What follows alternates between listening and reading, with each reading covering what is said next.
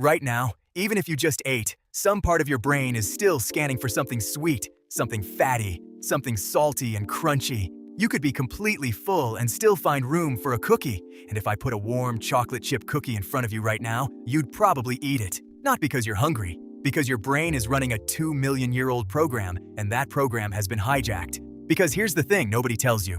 You're not weak around junk food. You were built for it. Every craving you feel is an instinct that kept your ancestors alive for millions of years. The problem is that instinct was designed for a world that no longer exists. And to understand what went wrong, we have to go back, way back, to a time when a single piece of fruit could mean the difference between living and dying. Picture one of your ancestors, 2 million years ago, walking across the African savanna. She is hungry, and she is almost always hungry, because in her world, calories are the single most valuable thing on Earth. There are no shops, no fridges, no guaranteed meals. Every day is a search for enough energy to survive until tomorrow. And in that world, 3 flavors are incredibly rare and incredibly valuable: sugar, fat, and salt. Sugar means ripe fruit or honey, a burst of pure, fast energy, and it is only available for a few days a year when the fruit is perfect. Fat means a successful hunt or a cracked open nut, the most concentrated energy source in nature, and it is hard to get and often dangerous. Salt is so scarce that animals will walk for miles just to lick it off a rock. So, evolution did something very clever. It wired her brain to treat these 3 flavors as jackpots. When she tasted sugar, fat, or salt, her brain released a flood of dopamine and screamed one simple command. This is important. Eat as much as you can right now, because you might not find this again for months. There was no off switch, because in her world, an off switch would have killed her. Overeating rare calories wasn't a bug, it was survival. And that instinct worked perfectly for 2 million years. You are here because your ancestors were very, very good at chasing sugar, fat, and salt. That craving is not a flaw in you, it is a trophy. It's the reason your family line never starved. But to understand what happened next, we need to talk about a strange experiment involving birds. In the 1950s, a Dutch biologist named Nicholas Tinbergen, who would later win a Nobel Prize, noticed something odd about animal instincts. He studied birds that would roll stray eggs back into their nest. So he made fake eggs out of plaster, bigger eggs, brighter eggs, eggs with bolder spots than any real egg could ever have. And the birds went crazy for them. A mother bird would abandon her own perfectly good, real egg to sit on a giant cartoonish plaster egg instead, one so big she'd slide off it trying to keep it warm. Tinbergen had discovered something profound. An instinct can be tricked.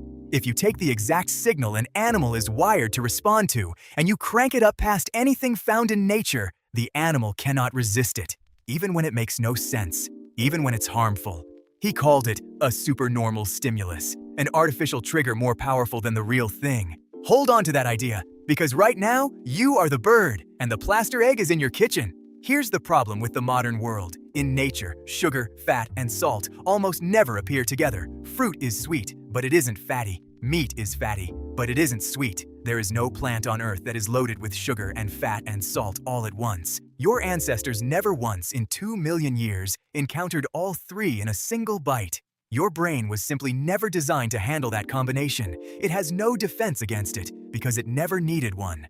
And then we built it on purpose. A glazed donut, a slice of pizza, a bowl of ice cream, salted caramel. These are not foods your body evolved to eat. They are supernormal stimuli. Plaster eggs made of sugar and fat and salt, engineered to hit an instinct that has no off switch. When you feel like you physically cannot stop eating chips, you're right. That feeling is real. You are a herring gull trying to sit on an egg the size of a car. And it gets worse, because this wasn't an accident. In the 1960s, the US Army had a problem. Soldiers were throwing away their rations. The food was nutritious but boring, so they simply stopped eating it and lost weight in the field. The Army hired a scientist named Howard Moskowitz to fix it, and Moskowitz figured out something that would go on to reshape the entire modern diet. He discovered that for any ingredient, sweetness for example, there is a precise, perfect amount that the brain loves most. Not too little, not too much, a peak. He would take a single flavor and create 59 slightly different versions of it, then run thousands of taste tests, then run the numbers, until he found the exact point where pleasure was highest. He called it the bliss point. The food industry realized this was worth billions, because if you can engineer a product to sit exactly on the bliss point of sugar and salt and fat all at the same time, you create something people find almost impossible to put down. This is not a conspiracy theory. This is the actual science that makes soda, sauces, snacks, and cereal taste the way they do. Your favorite junk food isn't delicious by accident. It was reverse engineered in a lab to defeat your willpower. And there's one last trick hidden inside all of this. Sugar and salt each have a bliss point, a level where your brain says, okay, that's enough, but fat is different. Researchers found that fat has almost no upper limit. Your brain will keep enjoying more and more fat, long past the point of sense. There's a reason the most addictive foods on Earth are the ones that combine fat with sugar or fat with salt. Fat is the ingredient with no brakes. So why can't you stop, even when you're full?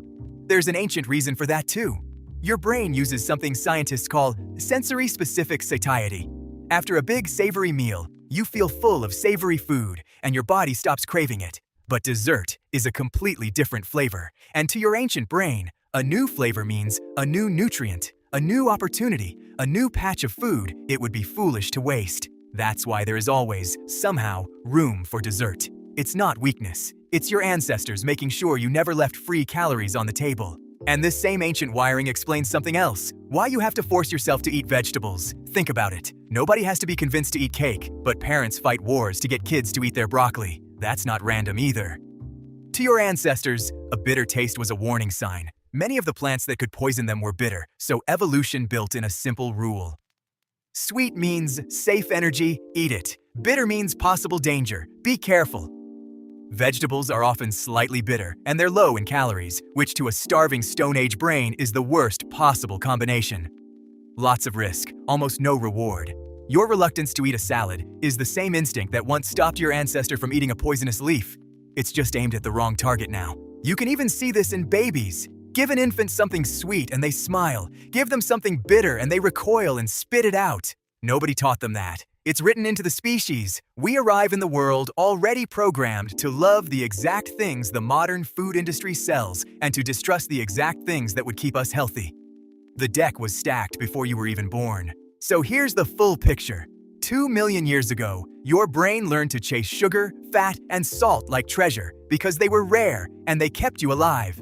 It built an instinct with no off switch because running out was the only real danger. And then we took that instinct, studied it, and built an entire industry designed to trigger it as hard as possible. Foods that combine all three flavors, tuned to the exact bliss point, loaded with limitless fat, and served in endless variety so you never feel done. Your junk food cravings aren't a personal failing. They're the predictable result of a Stone Age brain living in a world that was specifically engineered to exploit it. The instinct is doing exactly what it was built to do. Find the richest food and eat all of it. It just never expected the food to be fighting back, designed by scientists, and available on every corner, 24 hours a day. So no, you're not broken, and you don't lack willpower.